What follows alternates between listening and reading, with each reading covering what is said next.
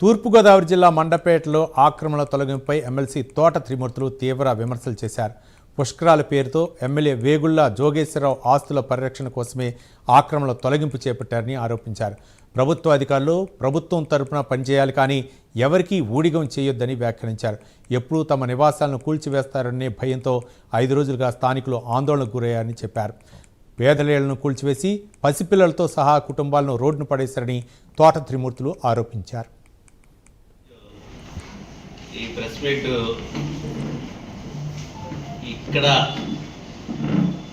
MLA గారు చేస్తున్నటువంటి అరాచకాలపైన, పేదవాడిని ఏ రకంగా వెంటాడుతున్నారు, వీళ్ళ యొక్క ఆస్తులు విలువలు పెంచుకోవడానికి నిన్న జరిగినటువంటి సంఘటనే ఒక ఉదాహరణ.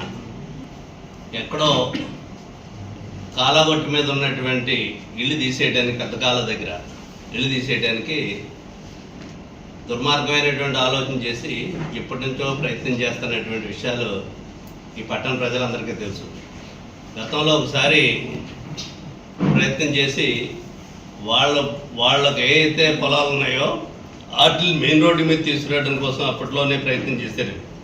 మరి అనేక సందర్భాలుగా మేము వైఎస్ఆర్ పార్టీ తరఫుని వాళ్ళకి అండదండుకుంటూ ఆపించడం కోసం ఇప్పటి నుంచో ప్రయత్నం చేశాం. అయితే ఈరోజు పుష్కరాలు అనేటువంటి ఒక కార్యక్రమాన్ని పెట్టి పుష్కరాల కోసం, పుష్కరాల అభివృద్ధిలో భాగంగా ఇది తీసేస్తున్నామని చెప్పేసి చెప్తున్నారు. అంటే పుష్కరాలు గోదావరి పుష్కరాలా, కాలగొట్ల పుష్కరాలా ఏమో అర్థం కావట్లేదు. వాళ్ళు ఇల్లు లేక